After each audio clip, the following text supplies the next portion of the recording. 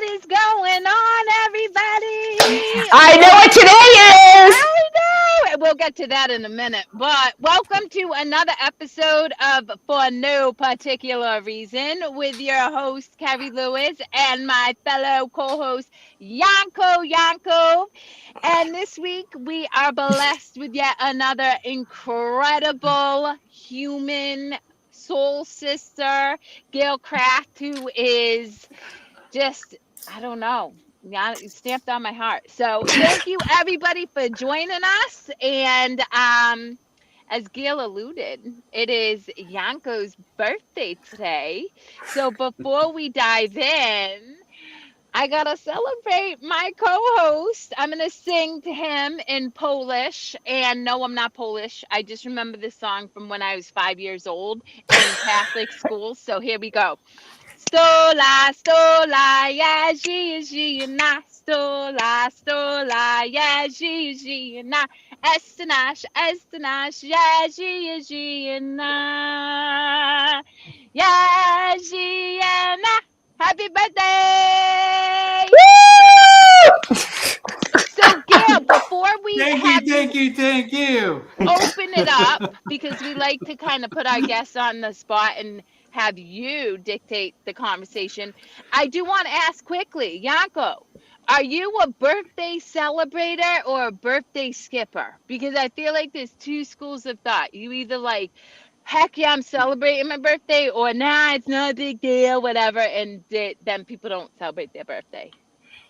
Yeah, I'm the skipping kind of guy. Like I'm not really into holidays, but hey, it happens once a year, so it is what it is.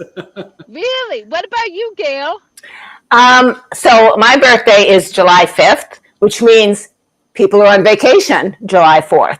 So I celebrate my birthday month. I love that. So it's my month. So whenever you're back from your vacation, you can bring me a gift. You can take me out for dinner. You can just come over and have a glass of wine, whatever. So my birthday lasts a month. Yeah. So I'm into elongating the celebration.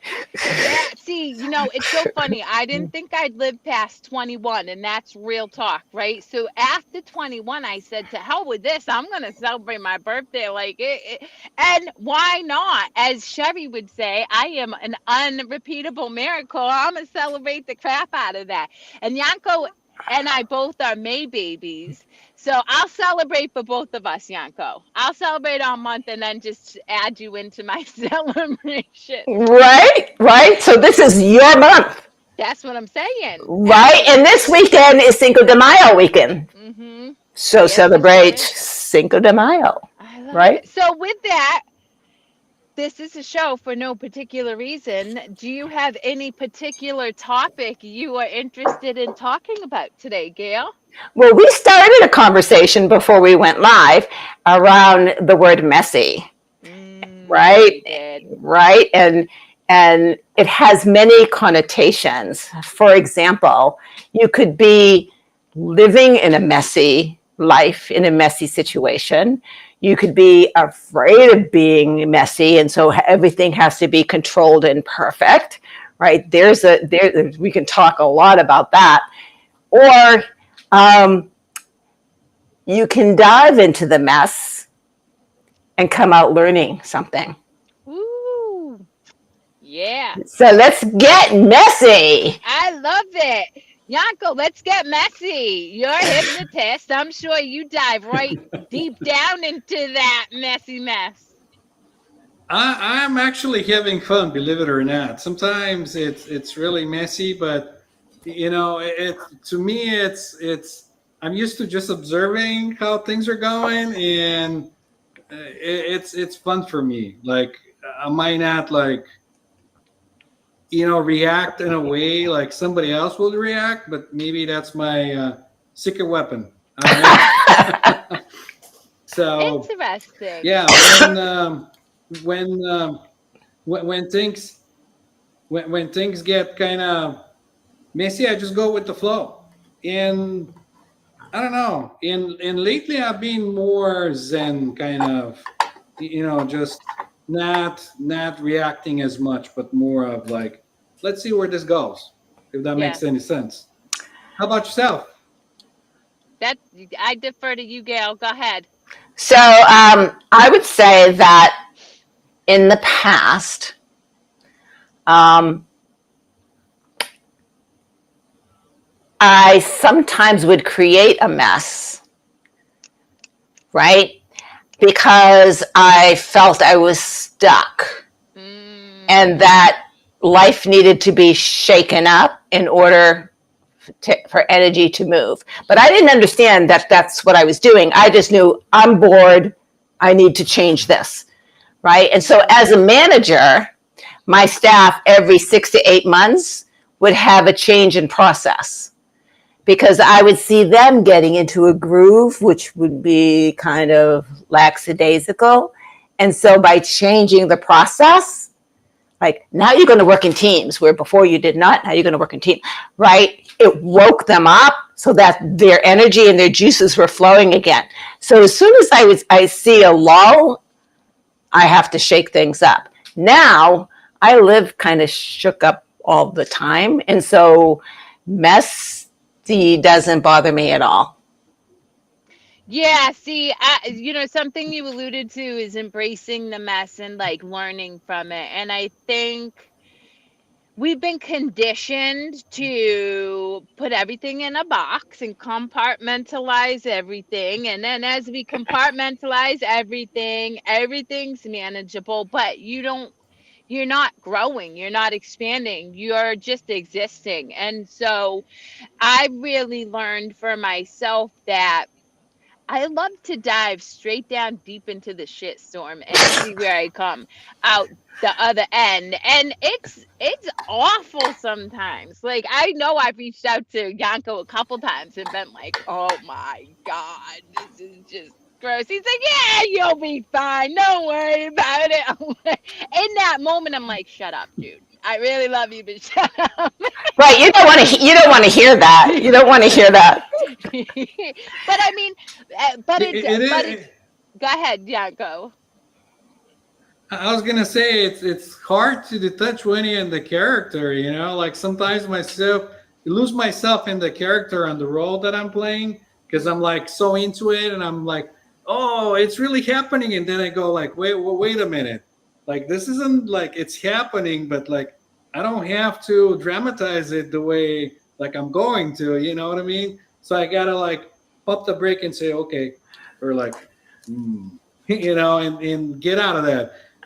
You But know, I do that's why think I'm that like, when that's such a practice. And all three of us have definitely gone through enough mess to have the awareness that we don't have to react to the external experiences we're having. But I also think you have to get messy to get to that state of mind. Would you not agree? I agree, yeah, but I want to yeah, say there's the word you use, dramatize. You can go into the mess and leave the drama behind, right? Because the exactly, drama is a story that exactly, you're making up about the mess. Yeah. It's the yep, blame, it's the yep. accusations, it's the judgment, it's the shame, it's all of the stuff that you're trying to work through, right? And so when you learn to embrace, and it's a skill, it takes practice and it takes guidance. I didn't learn this on my own, for sure, right? When you learn how to do that and you hone that skill, you almost like you said, Yanko, dive into the mess. Right? No, it was Kerri who said she dives into the mess. I say get on the diving board, hold your nose, and dive in. Yeah. Right? And so a friend of mine, Nicole,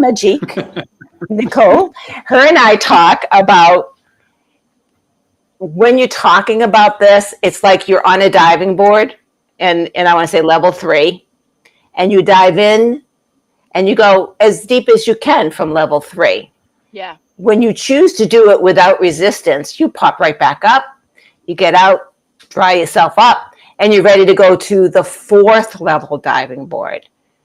And when you dive off the 4th level, guess what? You go a little bit deeper. Yep. Right? And so sometimes the mess that we're experiencing is the same mess as before. It seems like the same mess, but it isn't. It's a little deeper dive into the understanding. And when we learn how to embrace that and actually, you know, do a pike and go in, right?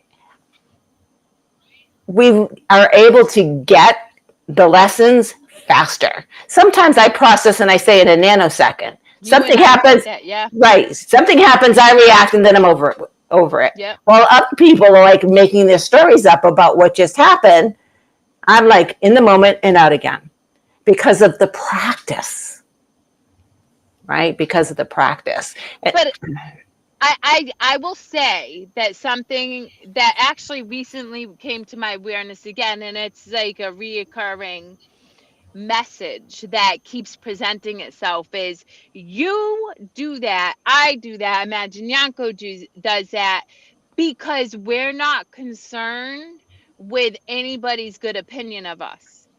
Right. So think about it, right? Like if we engage with somebody and then that whatever doesn't serve you anymore, you walk away and you're like, cool. Right? No judgment. But that person might still be in the story of all this stuff. And so you really do have to be able to say, and I just did a video for my community on this yesterday. I don't give a rat's ass what anybody thinks about me, my kids, my family, Yanko, whomever, because if I waste that energy, then I'm not learning the lesson I was meant to learn in the first place. Right? And what I've discovered I do, let's say that you and I are, you know, in a relationship and something happens and you get angry, right? And you come, yeah, yeah, yeah, yeah, yeah.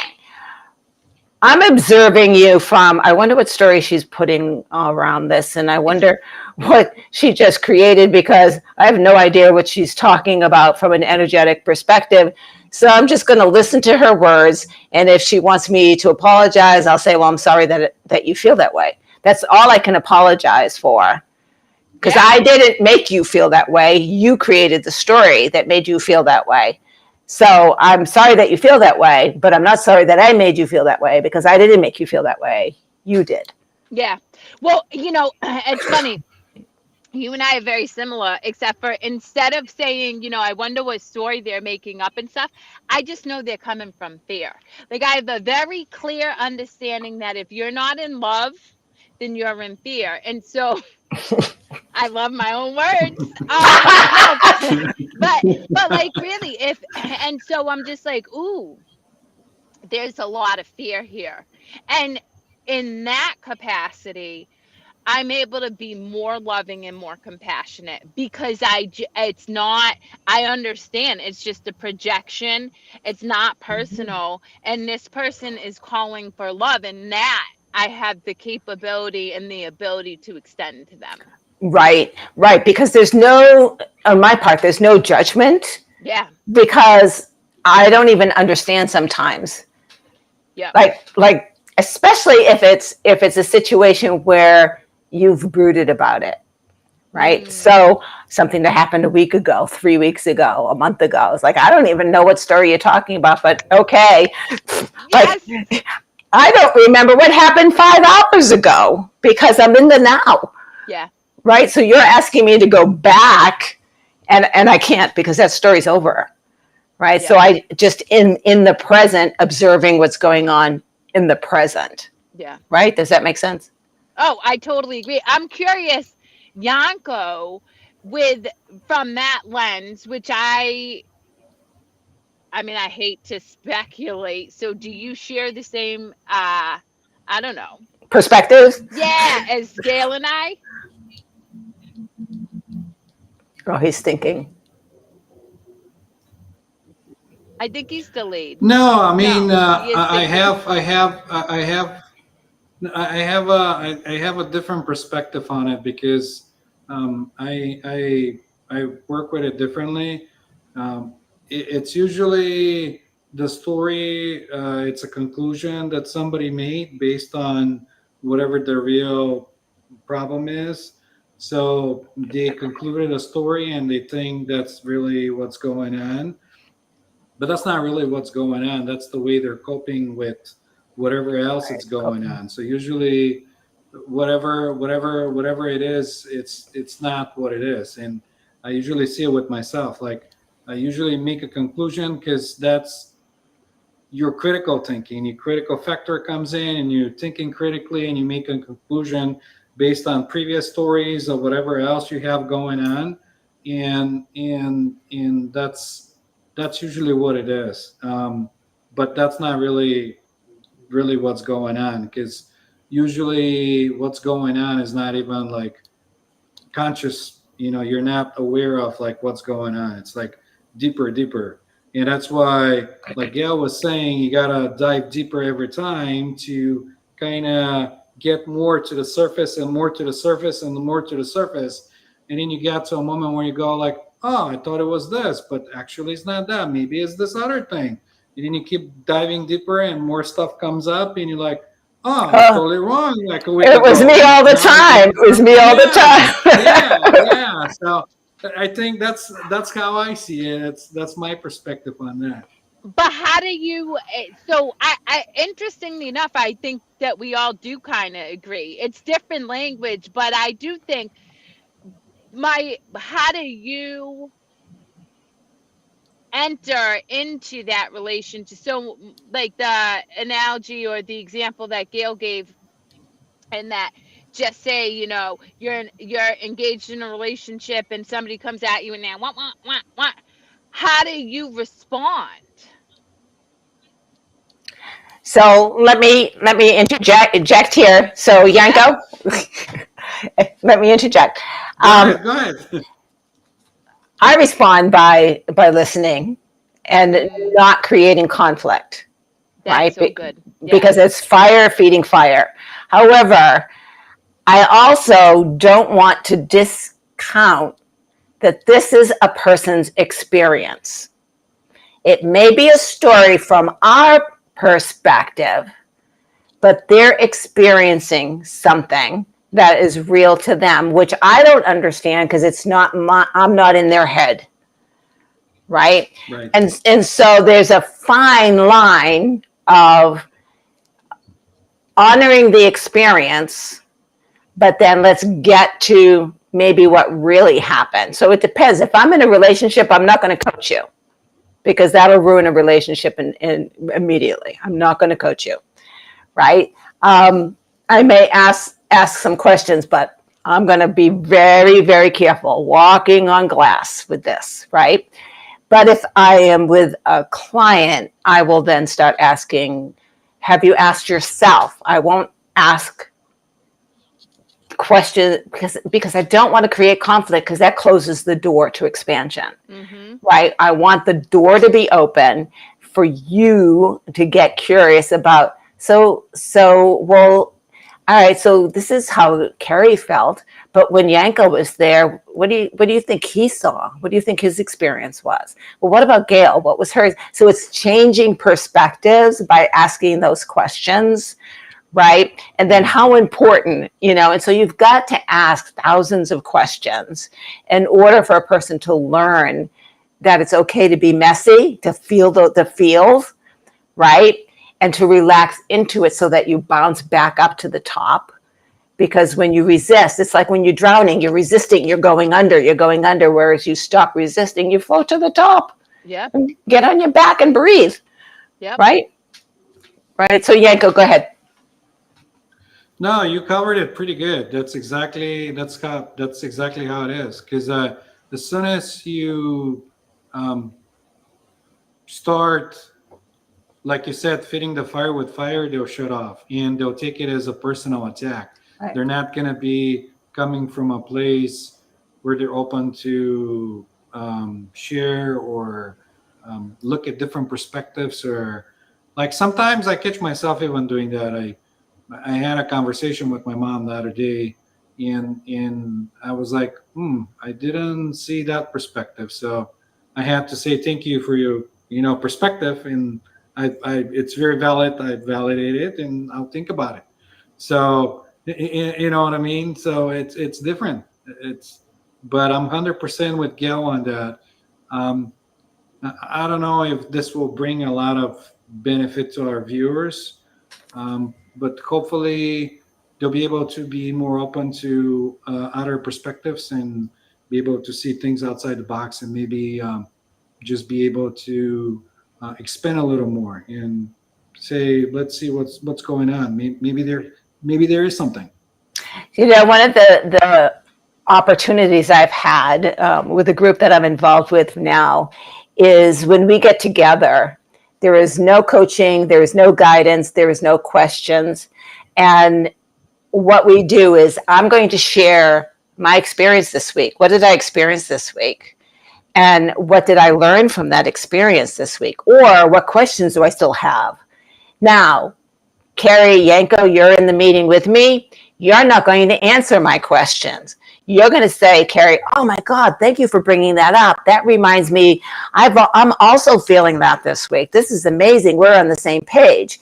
And Yanko, you might say something like, this is very interesting that you brought this up. This is something for me to think about. Thank you, Gail, for sharing.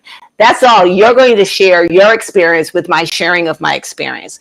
No coaching, no judgment. And what happens in that group is we are elevating each other because we're learning experientially from each other.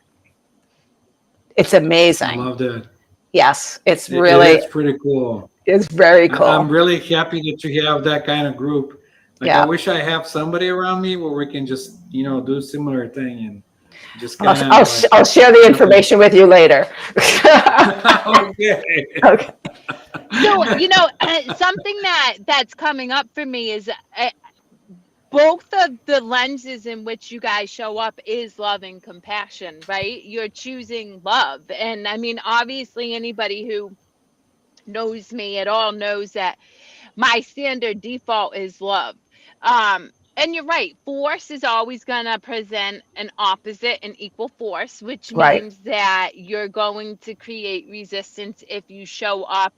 But I also think that if you show up that way, for me at least, it begs the question, what's being triggered in myself that's causing me to feel like I have to show up in a way that will create an opposite and equal force, right? And so I think for our audience, it's so critically important that I convey to you that, you know, if you're engaged in a relationship or in an experience where somebody is expressing their feelings and you don't know what to say, but you remember to show up as love, sometimes just walking away is the best thing you can do if you don't have the tools and the skills to be able to, much like Gail, get curious, ask questions, or try to get clarity if it's within a relationship,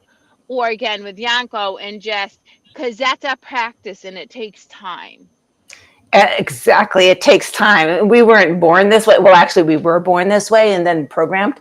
Um, so the deprogramming, like any deprogramming, takes time. Yeah.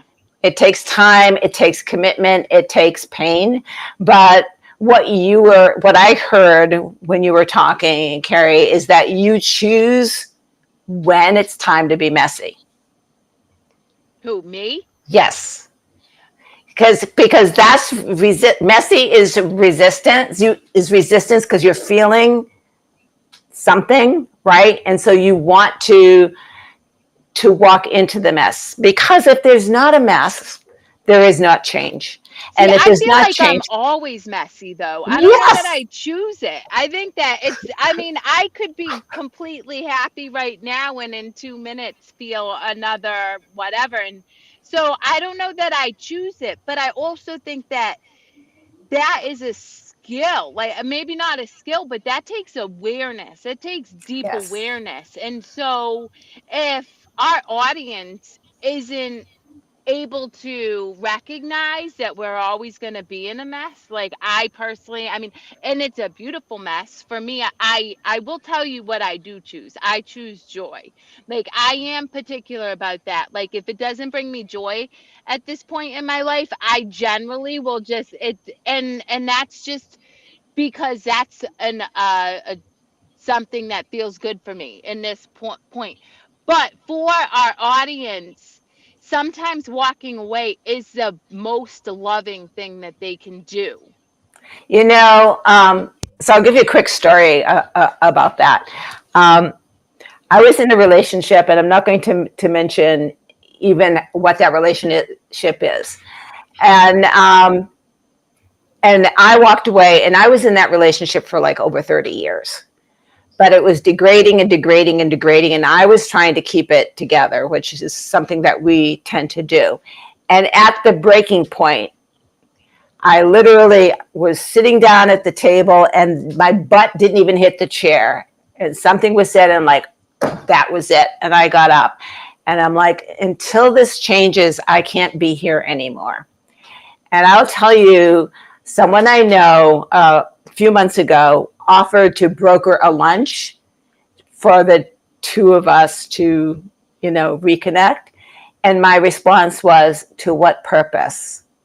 Are they going to expect the relationship to be what it was? It will never be that. And I think that's what they are looking for.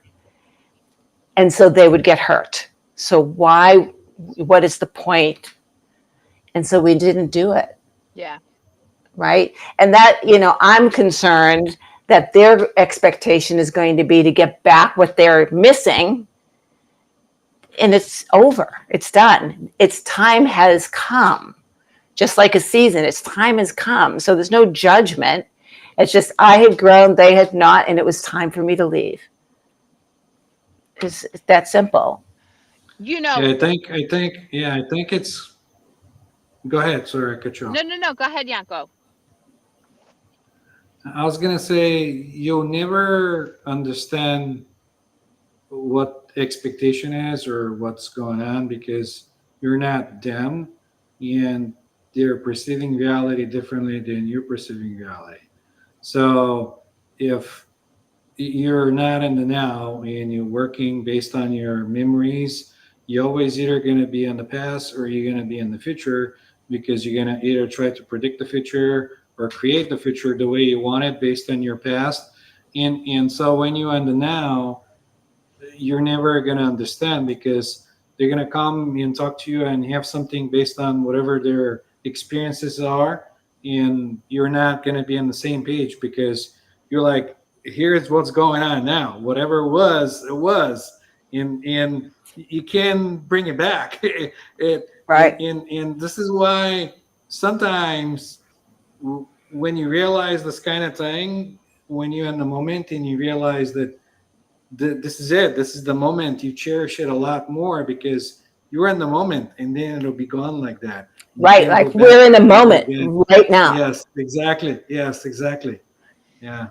You know, it can seem cold to people, but I will walk away like that. I really will. And it's not, I am incredibly introspective and I'm very, very aware. I am. But again, I just I'm good. To your point, I'm not here for conflict. I'm really not. Like I'm just not. So if it's not, if it causes like That, ick, ick. That's Right. it's the X best way to factor. describe it. Like, and that's the thing is, it's an intuitive knowing. I Like, love it is that. not a thought out thing. To your point, what you said, I love, Gail, is you were not even in the chair, and there was something in you that said nope, and it didn't even have to make logical sense. And that's what I try to tell my clients all the time, right? My goal is to let you empower you to trust the ick. If it feels icky, you get to walk away, right? So I had a client earlier share with me, she's part of this group, and one of the women was saying the new requirement was, and my client was like, the even the word requirement, like I'm required to, had a connotation that didn't Right. serve me. And so I was like, no, I mean, she had a conversation with this woman and they were able to come up with, a happy medium. But that was what I was really proud of her for, is that as soon as it felt ick, she said, not for me. And that's kind of where I'm at in my life. And I don't even have to have an explanation. I really don't. If I engage with somebody and it feels ick, I'm not going to try to problem solve it. I'm not going to try to make up a Yep. story. I'm not going to figure out why. I'm just going to gently and Love her. kindly exit and be like, thank you.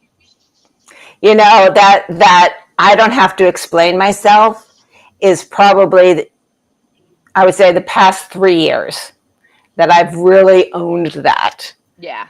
You know, whenever someone says why, there was something that I had done. Oh, I it's a product that I'm buying, and I'm buying only this case. I'm not buying the big case. Sorry, this is what I came for, not the other stuff.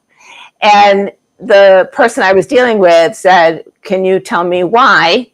And I said, "Because I don't want to." I love that. Right? It's none of your business why. I came for this product, and that's what I came for. But interestingly enough, and this is my own thing. I find that when I feel like I have to figure out why, I create more of a mess. Like, Right. because now I'm making up a story. Right. And that's the problem. It's like, what if your spirit, your intuition is just like, not for you? Cool. I don't need to know why. But the minute I'm like, oh, that guy looks this way. Oh, right now I'm an ego. And then guess what? Then I contend with guilt, which I'm all set with because guilt does not serve me. So I rather just, again, and I also believe that that is showing up through love.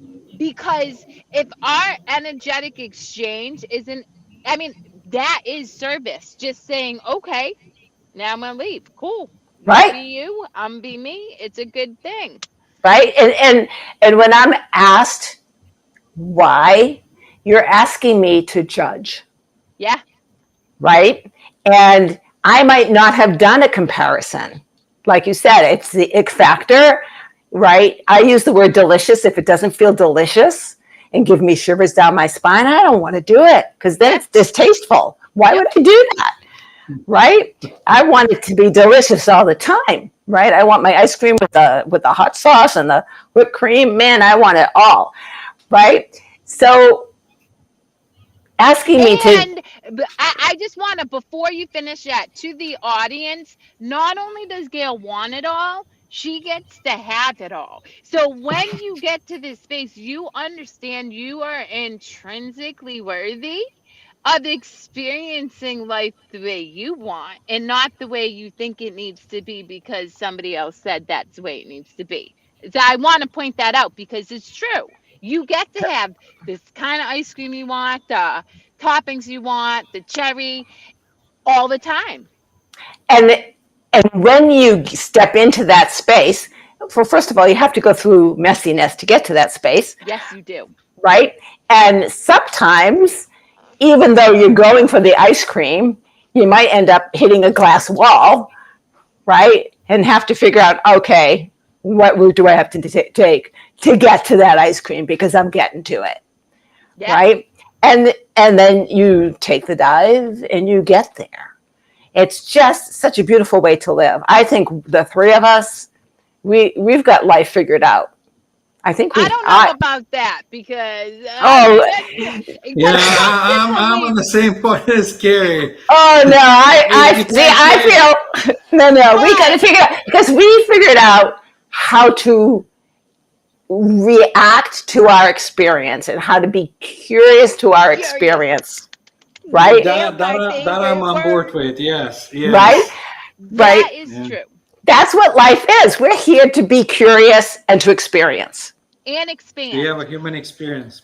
Yeah. I Yes, do believe I really do. So something that you said is you do need to get messy to get to the awareness that the three of us are. And so I want to kind of deconstruct that a little bit for somebody who's like, what do you mean by mess? So, okay, from when we're born into whenever we start doing the work, we are embedded with all of these beliefs, these habits, these behaviors based on whatever's going on, right? Whether it's our parents and our culture, whether it's the school we go to, the community, the environment. So the messy comes when, oh, wait a minute. You mean if you if you're not white, that doesn't mean you're not as smart as me. Like, that's really kind of the work, because that's messy, because now you're examining a belief that you held based on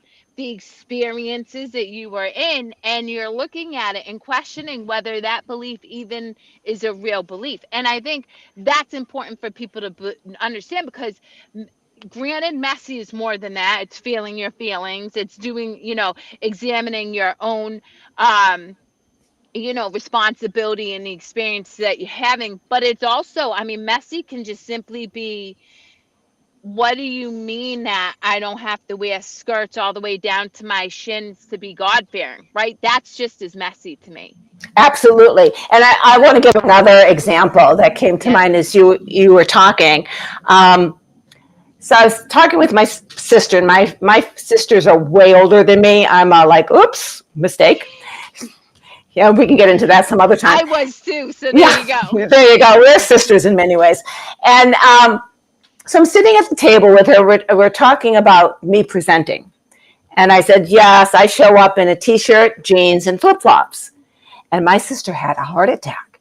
She's like, oh, you can't go on stage like that. And I said, well, that's who I am. And if I'm working with clients, that's how I'm going to show up. So that's how I'm going to be on stage. Mm-hmm. And I said, and if someone expects me to be in a suit with heels and nylons, that's not my client.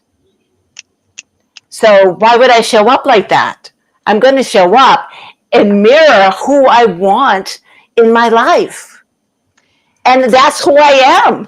Right now, I got a t-shirt, flip-flops, and jeans on. Yeah.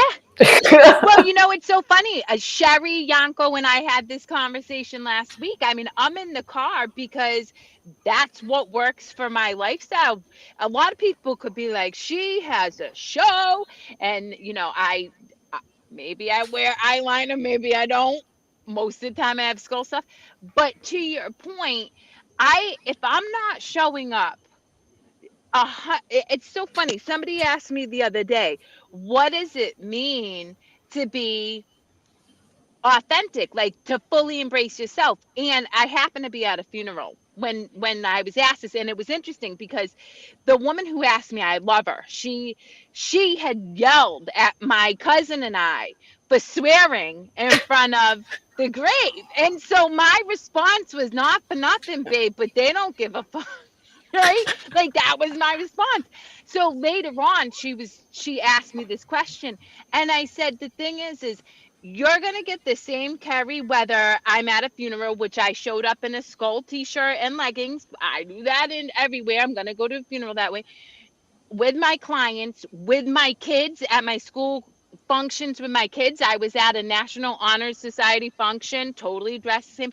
And I'm going to behave the exact same way across the board, unapologetically. And yeah, there are people who don't like that, but that's fine. There are people who do, and that's fine. At the end of the day, I'm joyful, and so I'm fully expressed because I'm not catering to the expectations of anybody but my soul. Exactly. And that's the programming that we are trying to break out of. Yeah. Right? Is these expectations. When you're honoring yourself, first of all, you have to know who you are. Right? That's where the messy gets. That's where the messy gets. Because you have to get curious. Yeah. Well, you have to break down those walls that were put up throughout your life. Right? Yeah. And get to the other side where the clarity is and the beauty is and the joy and the love is. Yeah. Right? When you get there, I have to tell you, I mean, I went through a lifetime of feeling abandonment. And when I was told, Gail, you're dealing with abandonment issues, I said, I don't know what you're talking about. Okay. Right?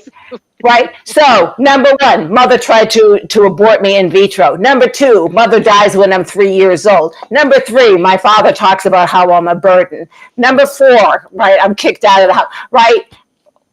you go on and on and on. I mean, again and again and again. What abandonment issues? I buried it so deep and put a wall up so thick, it took a long time to pull those bricks down.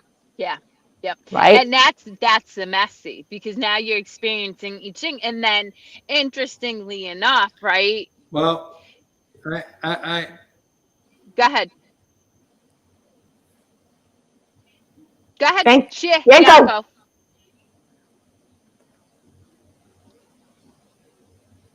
Did he freeze this time? no, go ahead. I No. don't know. No. Wait, like, oh my God. Yanko, you were so funny, because I'm just like, I don't know what he's doing. Is he just there? I wanted to add something to that And before we, get out of that.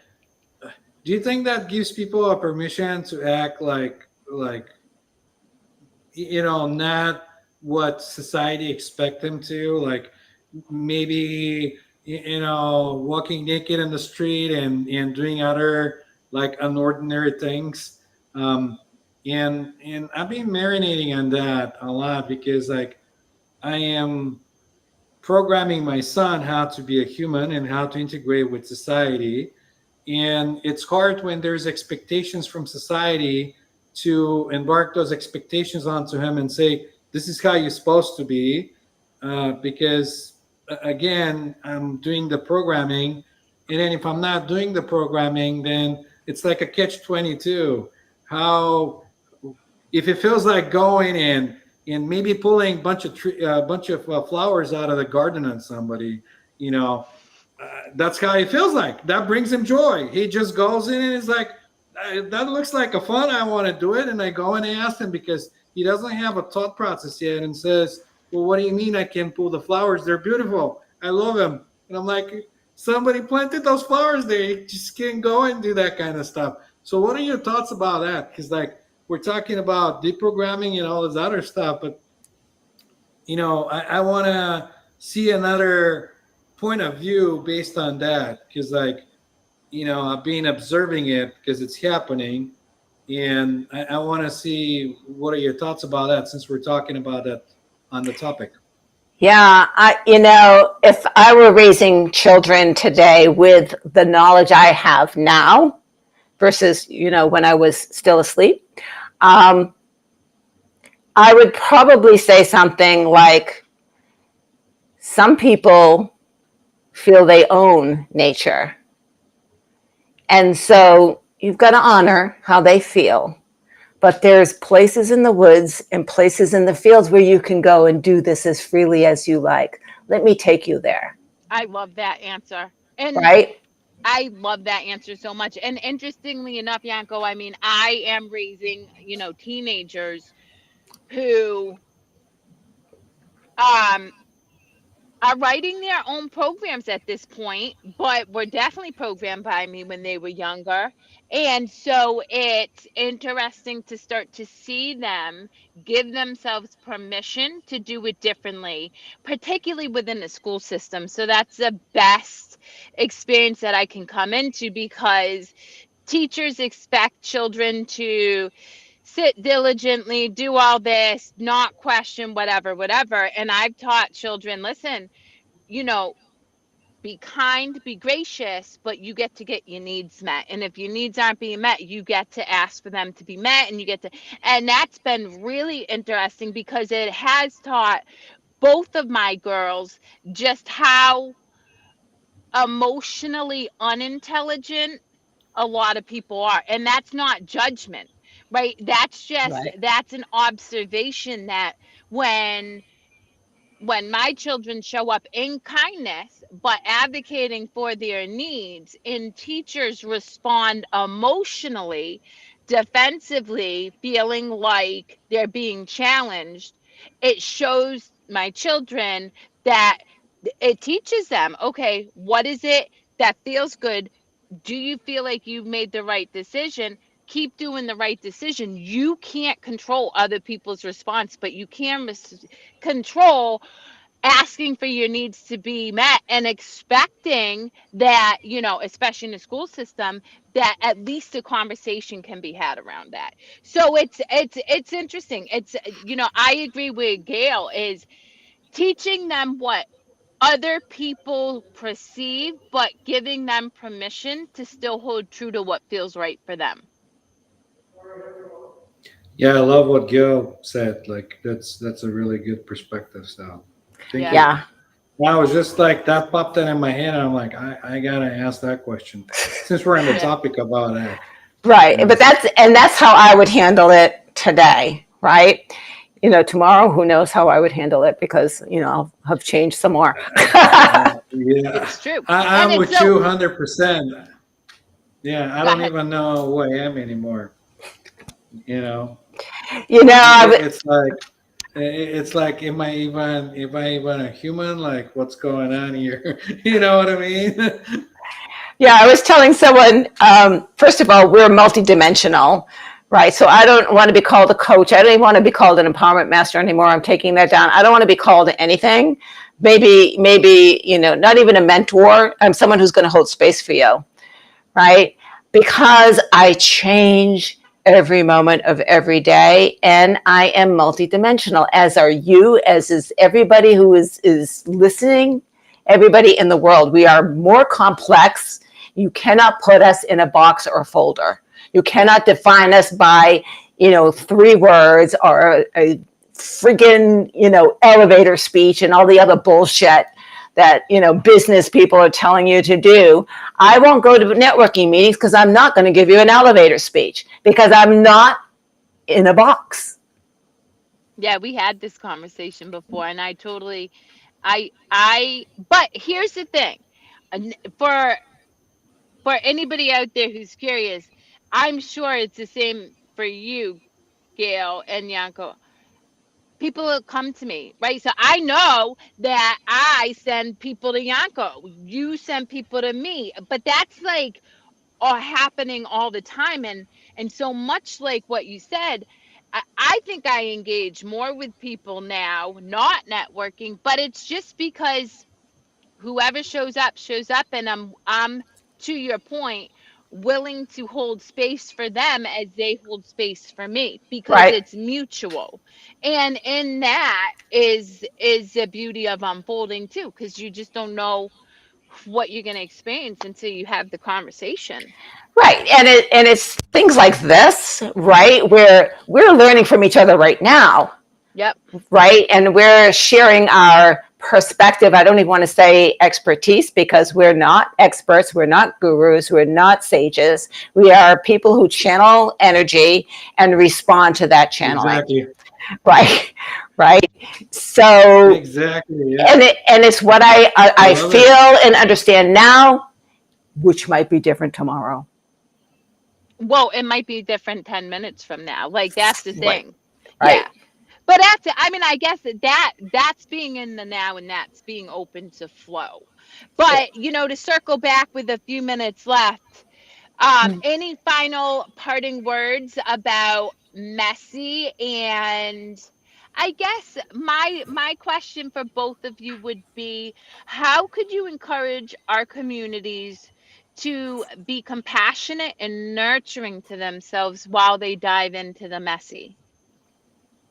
How can we encourage them other Or than what would you say to encourage them? right? Oh, that's a tough one. I can see Yanko is like, universe, give me the answer.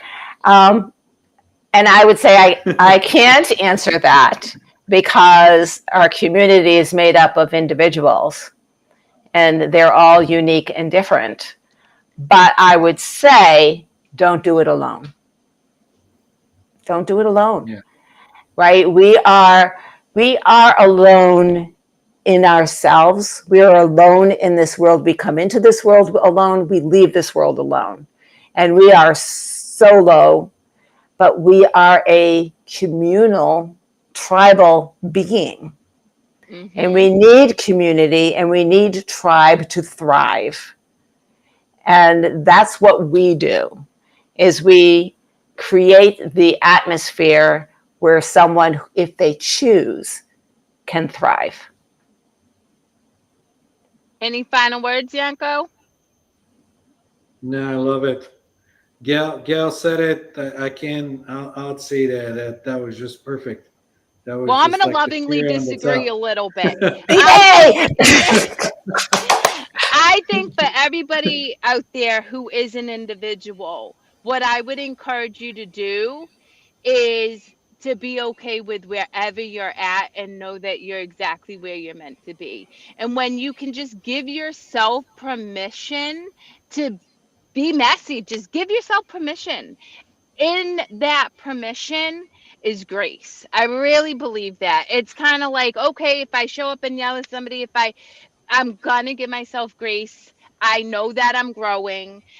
I knew this was gonna be hard. And so just be okay with giving yourself permission to be where you are at. And for me, interestingly enough, I 100% agree with Gail that you should not do messy alone. But unlike Gail, I did messy alone. And I've done messy alone since I was 14.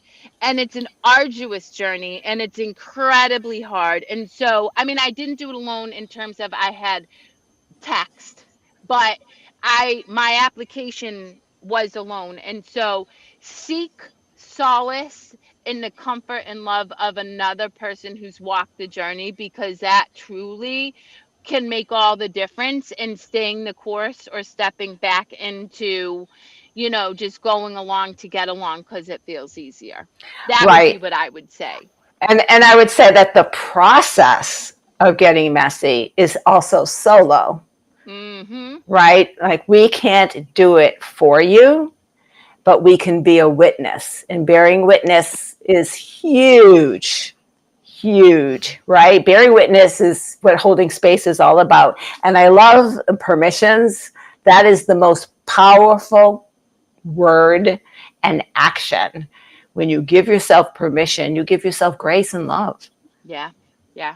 All right, guys. With that, this was another edition of For No Particular Reason with the beautiful Gail Kraft, who is welcome to join us anytime she wants with her fabulous white hair.